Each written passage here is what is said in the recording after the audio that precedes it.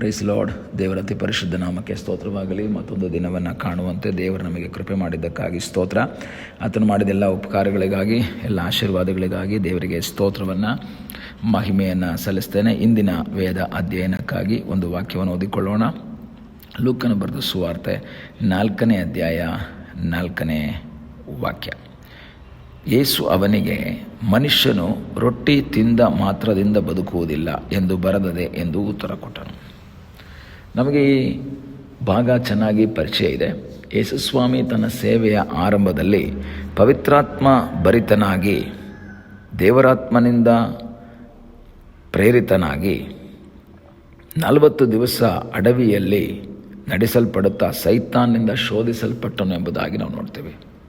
40 ದಿನಗಳ ಕಾಲ ಯೇಸುಸ್ವಾಮಿ ಉಪವಾಸ ಮಾಡ್ತಾ ಇದ್ದಾರೆ. ಏನು ಆಹಾರ ತಿಂದಲೇ ತನ್ನ ಸೇವೆಯ ಆರಂಭದಲ್ಲಿಯೇ ಉಪವಾಸದೊಂದಿಗೆ ಪ್ರಾರ್ಥಿಸ್ತಾ ಇದ್ದಾರೆ. ಪ್ರಾರ್ಥನೆಯಲ್ಲಿ ದೃಢವಾಗಿ ನಿಂತಿದ್ದಾರೆ. ಪ್ರಾರ್ಥನೆ ಮಾಡುವುದಕ್ಕಾಗಿ ಅವರು ತೀರ್ಮಾನವನ್ನು ಮಾಡಿಕೊಂಡ್ರು. ಪ್ರಾರ್ಥನೆ ಮಾಡಾಯಿತು. 40 ದಿನಗಳ ಆ ಸಮಯದಲ್ಲಿ ಆತನು ಏನೂ ತಿನ್ನಲಿಲ್ಲ. ಅವು ಕಳೆದ ಮೇಲೆ ಆತನಿಗೆ ಹಸಿವಾಯಿತು. ಯೇಸು ಈ ಭೂಮಿಯಲ್ಲಿದ್ದಾಗ ದೇವರಾಗಿದ್ದರು. ದೇವರಿಗೆ ಹಸಿವಾಗತ್ತಾ? ಇಲ್ಲ. ಆದರೆ ಅದೇ ಸಮಯದಲ್ಲಿ ಬೈಬಲ್ ಹೇಳ್ತದೆ, ಯೇಸು ಮನುಷ್ಯನೂ ಆಗಿದ್ದನು. 50-50 ಅಲ್ಲ. ಯೇಸು 100% ದೇವರಾಗಿದ್ದರು, 100% ಮನುಷ್ಯ ಆಗಿದ್ದರು. ಆಗ ಮನುಷ್ಯನೆಂಬ ರೀತಿಯಲ್ಲಿ ಆತನಿಗೆ ಹಸಿವಾಯಿತು. ಹಸಿವಾದಾಗ ಸೈತಾನನು ಬಳಿಗೆ ಬರ್ತಾ ಇದ್ದಾನೆ. ನೀನು ದೇವರ ಮಗನಾಗಿದ್ದರೆ ಈ ಕಲ್ಲನ್ನು ರೊಟ್ಟಿಯಾಗುವಂತೆ ಮಾಡಿ ತಿನ್ನು, ನಾವು ಒಟ್ಟಿಗೆ ಏನು ಮಾಡೋಣ, ಊಟ ಮಾಡೋಣ.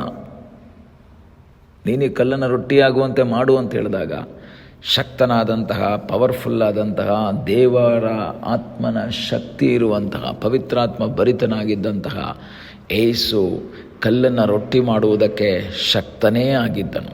ಆದರೆ ಸೈತಾನನು ಹೇಳಿದಂತಹ ಮಾತಿಗೆ ಯೇಸು ಕಲ್ಲನ್ನು ರೊಟ್ಟಿ ಮಾಡಲಿಲ್ಲ.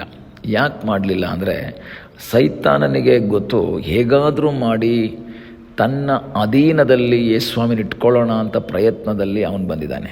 ಯೇಸು ಈ ಭೂಮಿಗೆ ಬಂದಿರೋದು ತನ್ನ ತಲೆಯನ್ನು ಜಜ್ಜುವುದಕ್ಕಾಗಿ, ತನ್ನ ಕಸ್ಟಡಿಯಲ್ಲಿರುವಂತಹ ಮನುಷ್ಯರನ್ನು ತನ್ನತ್ತ ಸೆಳೆದುಕೊಳ್ಳುವುದಕ್ಕೋಸ್ಕರ ಪ್ರಾಣ ಕೊಡುವುದಕ್ಕಾಗಿ ಯೇಸು ಈ ಭೂಮಿಗೆ ಬಂದಿದ್ದಾರೆ. ಆ ಟಾಸ್ಕ್ನೊಂದಿಗೆ ದೇವರು ಮಗನನ್ನು ಭೂಮಿಗೆ ಕಳಿಸಿದ್ದಾರೆ ಎಂಬುದು ತಿಳಿದಂತಹ ಸೈತಾನನು ಆ ಟಾಸ್ಕಿಂದ ಯೇಸುವನ್ನು ಹಿಂದೆ ಎಳೆಯುವಂತಹ ಪ್ರಯತ್ನವನ್ನು ಮಾಡ್ತಾ ಇದ್ದಾನೆ.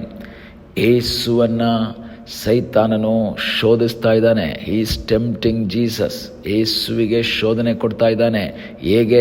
ತನಗೆ ವಿಧೇಯನಾಗುವುದಕ್ಕಾಗಿ, ತನ್ನ ಮಾತಿಗೆ ವಿಧೇಯನಾಗುವುದಕ್ಕಾಗಿ, ಸೈತಾನನು ಹೇಳಿದ್ದನ್ನು ಚಾಚು ತಪ್ಪದೆ ಪಾಲಿಸುವುದರ ಮೂಲಕ ಯೇಸು ಸೈತಾನ ಕಾಲ ಕೆಳಗೆ ಬೀಳುವಂತೆ ಮಾಡಬೇಕೆಂಬುದು ಸೈತಾನನ ಪ್ರಯತ್ನ.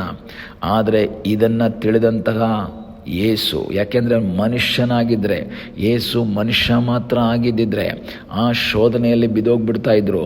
ಆದರೆ ಯೇಸು ದೇವ ಕುಮಾರನಾಗಿದ್ದರಿಂದ, ಸರ್ವಜ್ಞಾನಿಯಾಗಿದ್ದರಿಂದ, ಸೈತಾನನ ಸಕಲ ಆಲೋಚನೆಗಳನ್ನು ಬಲ್ಲವನಾಗಿದ್ದರಿಂದ, ಆ ಡಿಸರ್ನಿಂಗ್ ಸ್ಪಿರಿಟ್ ಆತನಲ್ಲಿ ಇದ್ದುದರಿಂದ ಆತನು ಹೇಳುವಂಥ ಒಂದು ಮಾತೇನು ಗೊತ್ತಾ?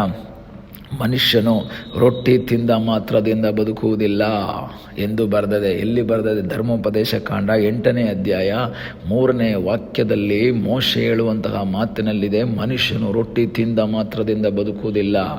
ಇಲ್ಲಿ ಸೈತಾನ್ ಹೇಳ್ತಾ ಇರೋದು ಶಾರೀರಿಕವಾದಂತಹ ಹಸಿವನ್ನು ನೀಗಿಸುವಂತಹ ರೊಟ್ಟಿ. ಆದರೆ ಯೇಸು ಹೇಳ್ತಾ ಇರೋದು ಆತ್ಮೀಕವಾದಂತಹ ಹಸಿವನ್ನು ನೀಗಿಸುವಂತಹ ರೊಟ್ಟಿಯ ಬಗ್ಗೆ. ನೀವು ಯೇಸುಸ್ವಾಮಿಯ ಸಂಗಡ ಪರಿಸಾಯರಾಗಿರ್ಬೋದು, ಇತರರು ಮಾತಾಡಿದಂಥ ಸಮಯದಲ್ಲಿ, ಶಿಷ್ಯರು ಮಾತಾಡಿದಾಗಲೂ ಯೇಸು ಯಾವಾಗಲೂ ಆತ್ಮೀಕ ವಿಷಯಗಳಿಗೆ ಹೆಚ್ಚು ಪ್ರಾಮುಖ್ಯತೆಯನ್ನು ಕೊಡ್ತಾ ಇದ್ರು. ದೇವಾಲಯವನ್ನು ತೋರಿಸ್ಕೊಂಡು, ಸ್ವಾಮಿ ಈ ದೇವಾಲಯ ಎಷ್ಟು ಚೆನ್ನಾಗಿದೆ, 46 ವರ್ಷಗಳಿಂದ ಹೆರೋದ ಇದನ್ನು ಜೀರ್ಣೋದ್ಧಾರ ಮಾಡಿದ್ದಾನೆ ಅಂತ ಹೇಳಿದಾಗ ಯೇಸು ಹೇಳ್ತಾರೆ, ಈ ದೇವಾಲಯವನ್ನು ಕೆಡವಿರಿ, ನಾನು ಅದನ್ನು 3 ದಿವಸದಲ್ಲಿ ಕಟ್ತೀನಿ.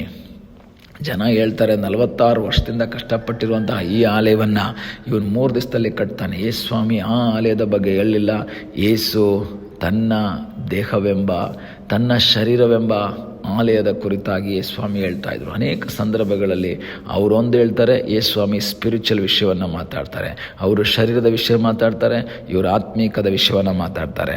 ಇಲ್ಲಿ ಸೈತಾನನು ಬಂದು ಈ ಕಲ್ಲನ್ನು ರೊಟ್ಟಿ ಮಾಡಿ ತಿನ್ನು ಅಂತ ಹೇಳಿದಾಗ ಯೇಸು ಹೇಳ್ತಾರೆ, ಇಲ್ಲ, ಮನುಷ್ಯ ರೊಟ್ಟಿ ತಿಂದಿದ್ರಿಂದ ಬದುಕಲ್ಲ. ಅದರ ಅರ್ಥ ಈ ರೊಟ್ಟಿಯನ್ನು ತಿಂದರೆ ಮತ್ತೆ ಸಾಯ್ತಾರೆ ಅಥವಾ ಮತ್ತೆ ಹಸಿವಾಗುತ್ತೆ. ಯೇಸ್ವಾಮಿ ಯೋಹಾನ ಸುವಾರ್ತೆಯಲ್ಲಿ ಹೇಳ್ತಾನೆ, ನಾನು ಕೊಡುವ ರೊಟ್ಟಿ ತಿಂದರೆ ಎಂದಿಗೂ ಏನಾಗಲ್ಲ, ಅವನಿಗೆ ಹಸಿವಾಗಲ್ಲ. ನಾನು ಕೊಡುವ ನೀರನ್ನು ಕುಡಿದ್ರೆ ಎಂದಿಗೂ ಅವನಿಗೆ ನೀರಡಿಕೆ ಆಗೋದಿಲ್ಲ. ಯೇಸು ಸ್ವಾಮಿಗೆ ಕಲ್ಲನ್ನು ರೊಟ್ಟಿ ಮಾಡುವುದಕ್ಕೆ ಶಕ್ತಿ ಇರಲಿಲ್ಲ ಅಂತಲ್ಲ, ಶಕ್ತಿ ಇತ್ತು, ಆದರೆ ಯೇಸು ಅದನ್ನು ಮಾಡಲಿಲ್ಲ. ಕಾರಣ ಏನು?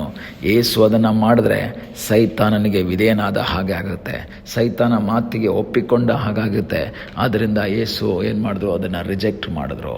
ಅದಕ್ಕೊಂದು ವಾಕ್ಯದ ಮೂಲಕ ಸೈತಾನನಿಗೆ ಒಂದು ಉತ್ತರವನ್ನು ಕೊಟ್ಟರು. ಪ್ರಿಯ ದೇವರ ಮಕ್ಕಳೇ, ನಮ್ಮ ಜೀವಿತದಲ್ಲೂ ಸಹ ಸೈತಾನ ಅನೇಕ ರೀತಿಯ ಶೋಧನೆಗಳು ತರುವಾಗ ಆ ಶೋಧನೆಗಳನ್ನು ಜಯಿಸುವಂತಹ ಬಲಕ್ಕಾಗಿ, ಶಕ್ತಿಗಾಗಿ ದೇವರ ಸನ್ನಿಧಾನದಲ್ಲಿ ಪ್ರಾರ್ಥನೆ ಮಾಡುವವರಾಗಿರಬೇಕು. ಶೋಧನೆಯಲ್ಲಿ ಬಿದ್ದು ಹೋಗದೆ, ಸೋತು ಹೋಗದೆ ಜಯಶಾಲಿಗಳಾಗಿ ನಿಲ್ಲುವುದಕ್ಕೆ ದೇವರು ನಮಗೆ ಕೃಪೆ ಮಾಡಲಿ. ಕಣ್ಣುಗಳನ್ನು ಮುಚ್ಚೋಣ, ಪ್ರಾರ್ಥನೆ ಮಾಡೋಣ. ನಮ್ಮನ್ನು ಬಹಳವಾಗಿ ಪ್ರೀತಿ ಮಾಡುವ ಪರಲೋಕದ ತಂದೆಯಾದ ದೇವರೇ, ಸಮಯಕ್ಕಾಗಿ ಸ್ತೋತ್ರ. ಈ ಸಮಯದಲ್ಲಿ ನಮ್ಮನ್ನೇ ನಿನ್ನ ಪಾದ ಬಳಿಗೆ ಒಪ್ಪಿಸಿಕೊಡ್ತೇವೆ. ತಲೆಬಾಗಿರುವಂಥ ನಿನ್ನ ಮಕ್ಕಳನ್ನು ಆಶೀರ್ವಾದ ಮಾಡು. ಸೈತಾನ್ ತರುವಂಥ ಶೋಧನೆಯಲ್ಲಿ ಬಿದ್ದು ಹೋಗದೆ, ಸೋತು ಹೋಗದೆ, ಧೈರ್ಯವಾಗಿ, ಬಲವಾಗಿ, ಶಕ್ತಿಯಾಗಿ ನಿಲ್ಲುವ ಹಾಗೆ ನಿನ್ನ ಮಕ್ಕಳಾದ ನಮ್ಮೆಲ್ಲರ ಜೀವಿತದಲ್ಲಿ ನೀನು ಸಹಾಯ ಮಾಡು ಎಂಬುದಾಗಿ ನಾವು ಪ್ರಾರ್ಥಿಸ್ತೇವೆ. ಪ್ರಾರ್ಥನೆಯನ್ನು ಕೇಳಿದ್ದಕ್ಕಾಗಿ ನಿನಗೆ ಸ್ತೋತ್ರ. ಯೇಸುವಿನ ಮುದ್ದಾದ ಹೆಸರಿನಲ್ಲಿ ಬೇಡಿಕೊಳ್ಳುತ್ತೇವೆ ನಮ್ಮ ಪ್ರೀತಿಯ ತಂದೆಯೇ. ಆಮೇನ್. God bless you.